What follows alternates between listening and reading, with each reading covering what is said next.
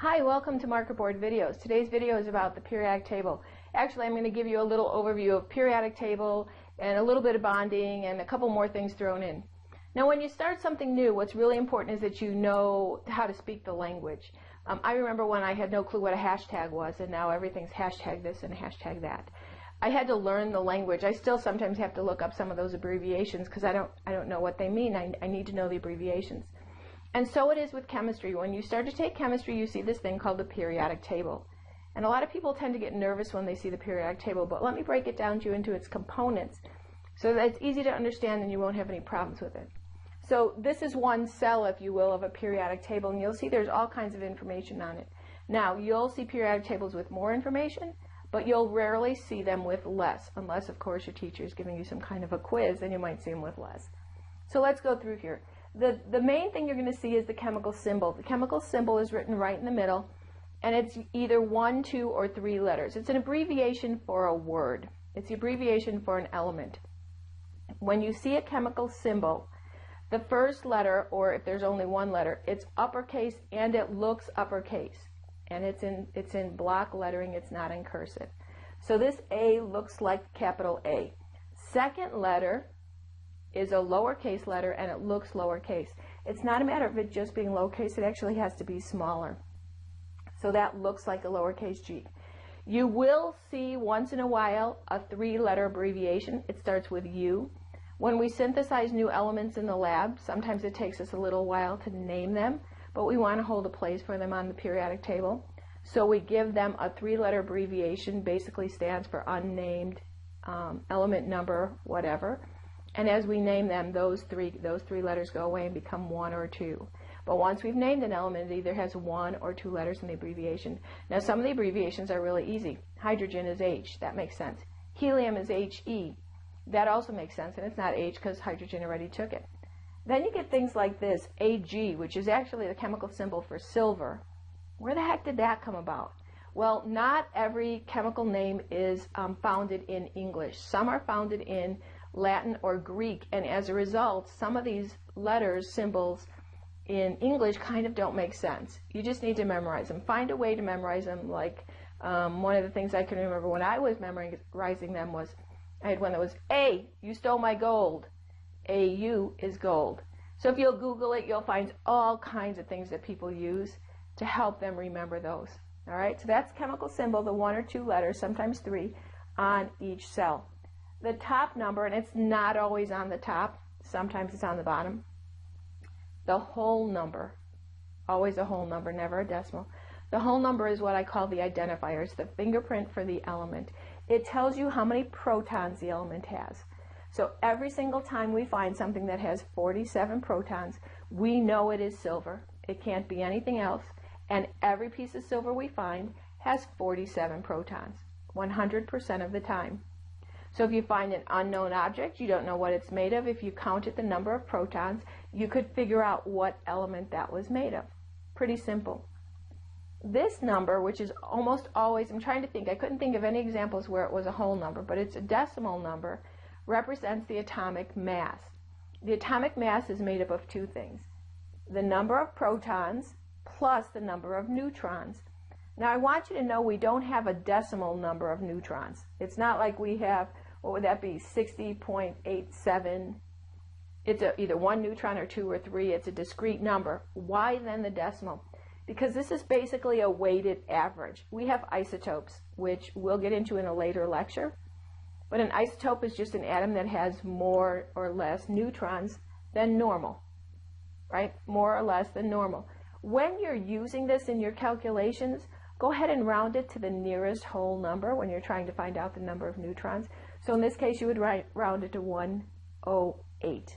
108. But know that the number that is the decimal number is the atomic mass. It's how much, if I took one of those atoms and placed it on an itty-bitty scale, it would weigh in atomic mass units, AMU. But you want to hear something cool? If I took a mole of silver, which again we'll talk about in a later video, a mole is just a unit of measurement for things. If I had a mole of silver, it would weigh 107.87 grams. So that's kind of cool. That number gets, even though you change units, you still end up with the same number. So that's what you're going to find at each cell. Now, you ready for the next part? All right, so here we go. Here's a periodic table. And mine is a little different because it doesn't have all those numbers on it. That's okay. It's blank intentionally. I wanted to call your attention to a couple of things. First of all, I think it's broken into 4 parts. It's broken into this part here, then this middle section, then this section over here, and the final one is this thing on the bottom. So let's look at them each. First of all, I'll tell you hydrogen here is a special case. It's in this group, but it's not necessarily part of this group. These are columns, and going across you have rows. Okay? Columns go up and down. Think about column as holding a building. These columns are numbered 1A, 2A, 3A, 4A, 5A, 6A, 7A, and 8A. What about these puppies in here? Well, those are all B's, okay?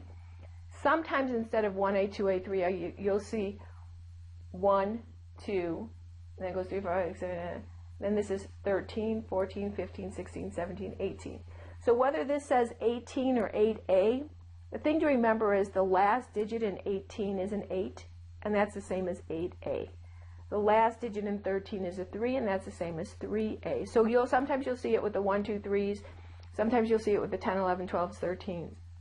Also, frequently you'll see with the A's a Roman numeral. So if you don't know the Roman numerals 1 to 8, you might want to spend a few minutes to kind of refresh your memory on that so that you don't get thrown off by it.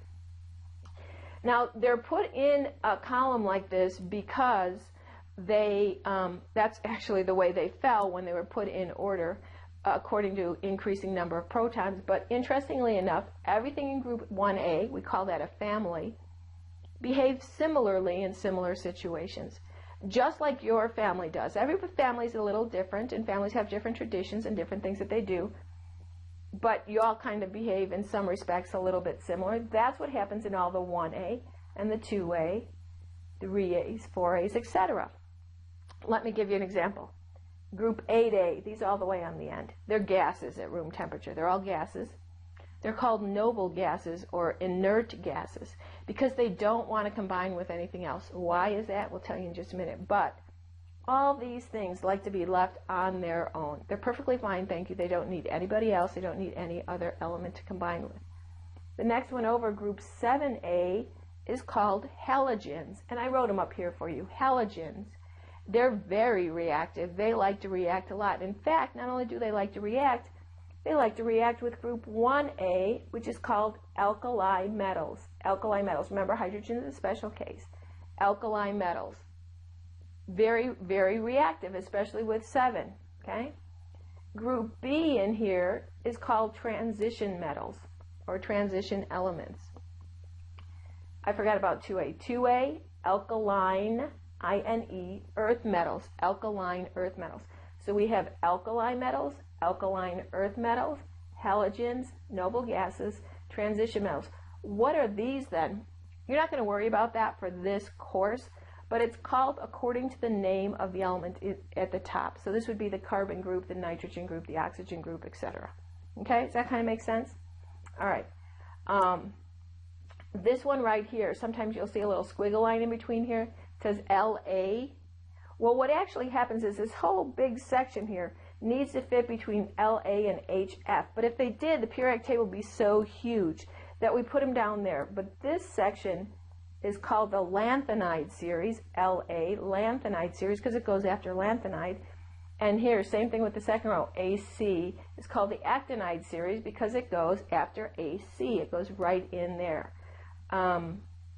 The Lanthanide series are called rare earth metals, and they're used a lot in technology innovation. So that's very important.